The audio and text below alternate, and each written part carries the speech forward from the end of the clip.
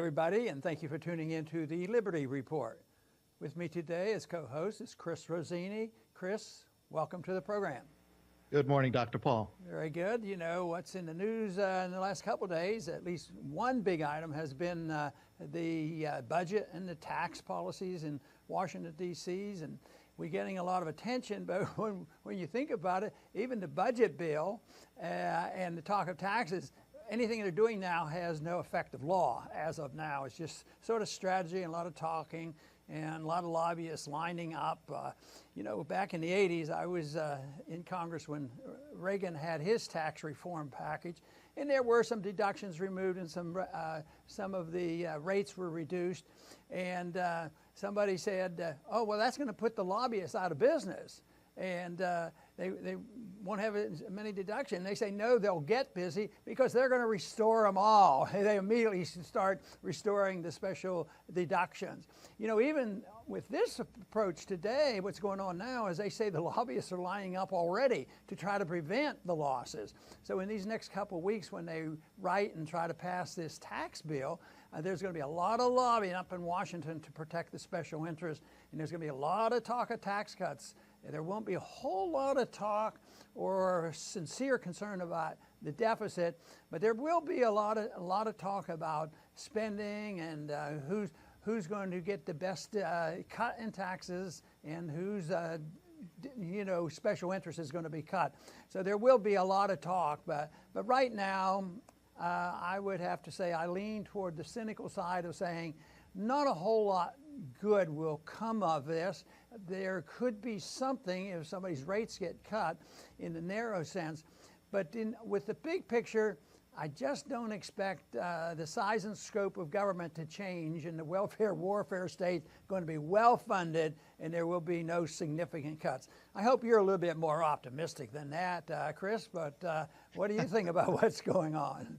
No, I'm not. I mean, we're all for tax cuts. The income tax should be zero, as you've said many times. But we've had President Trump for almost a year now. We could start to get a sense of what he's all about. On the one hand, talking-wise, with the tweets, he's a showman. He knows how to create controversy, how to rally his people that support him. But on the other hand, you have the actual actions, and it's been pretty much status quo. He's not rocking the boat at all. So with these tax cuts, he's out. These are going to be the best tax cuts in the history of the world. But when it comes down to brass tacks, will government as a whole, welfare, warfare, will it all expand? And the answer, of course, is yes. You know, the tax proposal, the cut, is $1.5 trillion. Sounds very significant. And they say, well, if that passes, you know, that's going to increase the debt by that much. May or may not, because who knows what the market is going to be.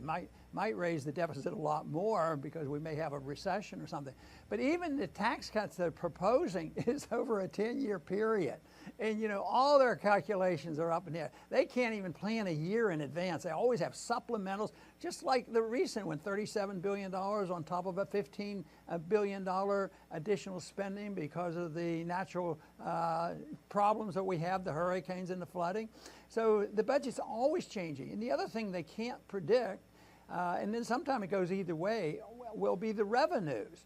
Most of the time they come up short, but there's been a few times when they make these projections, they think, oh, well, you know, the economy won't be doing well and the revenues are such and such, and then there will be a burst of revenues. Of course, that's sort of what some of them are hoping for.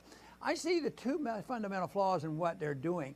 One is the whole idea of you have to account for all your spending.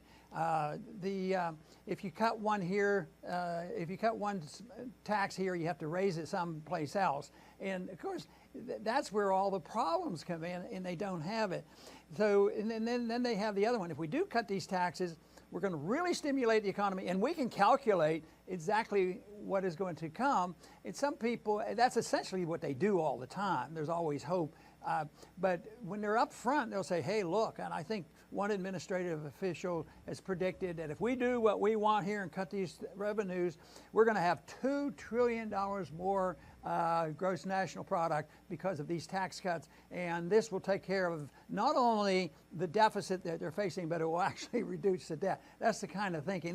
This whole idea that you can get this dynamic scoring, and that revenue being revenue neutral is that you can't ever lower the revenues. That would be criminal. But then what happens to this? Since we're predicting that not much of a solution will be there for spending less, the deficit is going to continue. So where's this going to get? How are we going to pay for this? Well, we have a lot of practice in that, and I'm sure you have a couple ideas or revelations on how do we really pay for these taxes. It seems like we always do, and that so far, even though we have bad recessions and all, we've been getting away with a lot more than most countries can, and I think there's a specific reason for that. Yes, and you're actually alluding to a bigger picture that, government does not like to shrink itself. They're all sitting there plotting how could they keep the same amount of money coming in and make it look like, as Trump says, his biggest ever tax cut. So they're always looking. Nobody in power is looking to cut their own power. They don't wake up one day and say, somebody please restrict me. And the people that are on the receiving end are the same way. They want to receive more. They want more benefits, more subsidies. So they're just trying to shuffle things around to make it look good and at the same time keep all their power. And they want to close loopholes. But as the great Ludwig von Mises said, capitalism breathes through loopholes. That's what keeps society running, is finding ways around it. And it is ironic because government itself is always looking for loopholes to start wars so it's really just a shell game, as a lot of people say. It's interesting how much time and energy they've spent and barely get these bills passed in the House or Senate. Just a couple votes difference, and the Republicans have the majority, but it's very difficult, and it has no force of law. What happens when they move over to the real spending? Of course, that's when all the gimmickry goes. And real taxation, that's when everybody gets involved. And even with this ability to pass something that has no force of law, they have trouble doing it. So that is the reason that people should be cautious. They shouldn't be counting their cuts in taxes. Of course, I think Wall Street has already factored it in. It's been helpful to Wall Street because they think their taxes are going to go down. And because we're for that, but we're also for removing all the benefits to the big business and the corporations. At the same time, so many benefits tax-wise and all is through the Federal Reserve, the inflation system, because it serves the interests of the very wealthy, and it does put a tax. It's really literally a tax on the middle class. Mises, who you already mentioned, he said that if you debase a currency, the middle class gets wiped out. And if we were measuring our currency in the middle class, guess what? Yes, they're limping along, and Wall Street is better than ever.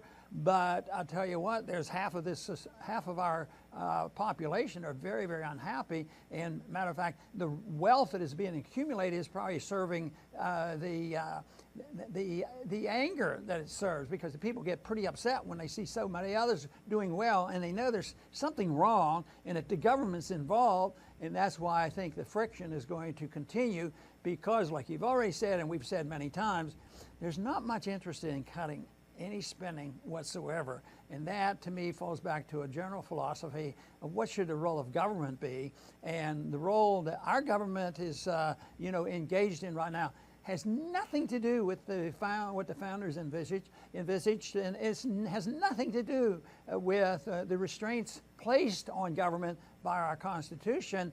And I think that's where our real problem is. Oh, absolutely. And the founders, they didn't create an income tax. In fact, the first 137 years of American history, there was no income tax. It wasn't until 1913, and the government decided that they're going to own 100% of every single thing that Americans make, and they'll decide under what conditions and what portion everybody will be able to keep. That was a major revolutionary moment, and they were very slick on how they implemented. It's only going to be for the rich.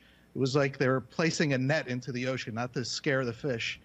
And then 4 years later, with the disastrous decision to get into World War I, they yanked the net. And it wasn't just the rich that were in it, but everyone else.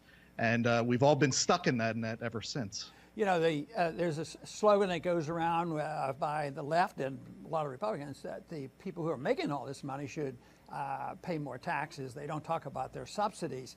But the lower half of our population essentially pay no taxes. I think 3% of the taxes paid by the lower 50%, so you can't tax them.